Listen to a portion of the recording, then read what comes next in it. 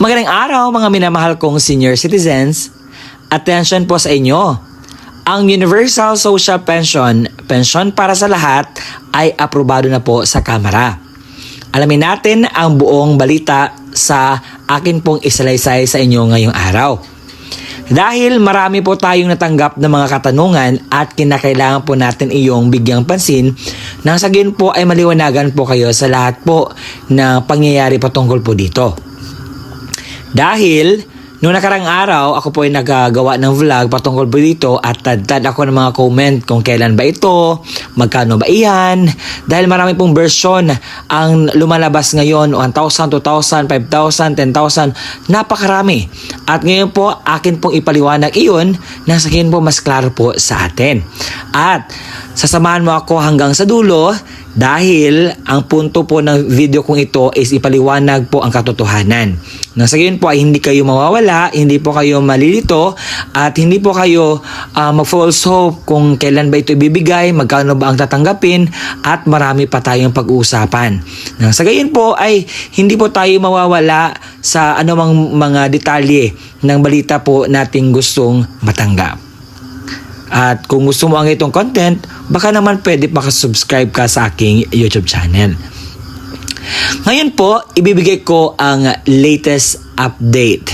Kung ito ba ibibigay na o ano ba ang dapat nating malaman. Ang unang katanungan, may pondo na ba ang gobyerno para sa Universal Social Pension? Ayon po sa ating mga batas, hindi na po daw problema ang pondo nito. Kaya naman, ibig sabihin, meron na po itong pondo. Kasi nagtatanong din sila, saan naman kukunin po ang budget patungkol po dito sa Universal Social Pension? Baka nakaw naman yan. Baka ano po ba ang mangyari? Baka marami tayong utang sa ano nito. So ang sabi naman po nila ay may enough na pondo po para po dito. Ibig sabihin, hindi po tayo ma-worry. Kaya naman, patuloy po tayo mag-pray patungkol po dito. Pangalawang katanungan, sino-sino po ba ang makakasali sa Universal Social Pension? To inform you, ang makakasali po sa Universal Social Pension ay lahat po ng mga senior citizens na may edad 60 years old and above. Kahit na mayaman ka, may pension kang tinatanggap, ikaw po ba ay may ngipin man o wala, lahat po basta ikaw ay senior citizens ay kasali ka po dito. Wala pong pinipili ito. Lahat po ito may rights po kayo na makakuha ng pensyong ito. Pero kinakailangang naka-register ka po sa NCSC. Sir, paano naman po yan? Paano po mag-register? Pumunta lang po kayo sa NCSC na website at pwede po kayo ding pumunta sa OSCA office or ano ba yung mas mabuti sa inyo? Kasi online, mas mabuti, mas madali.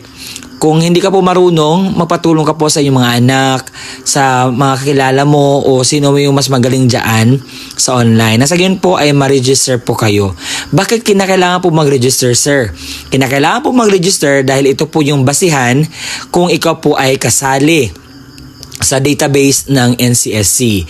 Kapag kasi makita yung pangalan mo sa NCSC, mas madali pong lista po yung pangalan mo sa mga benepisyo o ayuda para po na galing po sa ating gobyerno na binibigay nila. Kaya naman, if nalaman mo ngayon na lahat pala ng mga senior citizens makakatanggap o mag-register ka na, nasa almost 10 million na po yun nakakapag-register. So, ang pwede pong natin gawin, magpa-register na po tayo. Nang sa gayon po ay mas makuha na po natin yung mga benepisyo na ito. Eto, marami nang lilito dito. Marami nagtatanong, sir, magkano po ba yung Universal Social Pension na matatanggap namin? Kasi may ibang 500, may ibang 1,000, may ibang 1,500. Okay, let me explain something. Noong nakaraan, dahil ang Universal Social Pension noong nakaraan is aprobado na ito eh. Pero natulog lang ito sa pinatulog lang ito at hindi pinagalaw at hindi inapprove.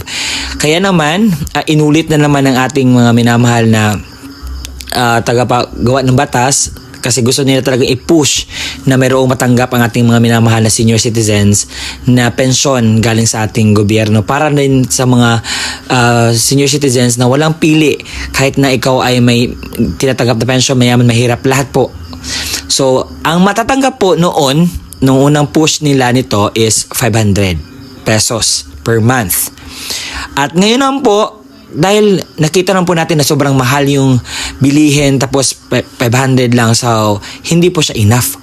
So ngayon naman, they are raising it into 1,000 pesos per month. So mas okay naman siguro ang 1,000 pesos kasi kapag susobra naman, medyo mahirapan tayo sa pondo kung saan tayo kukuha. Kaya naman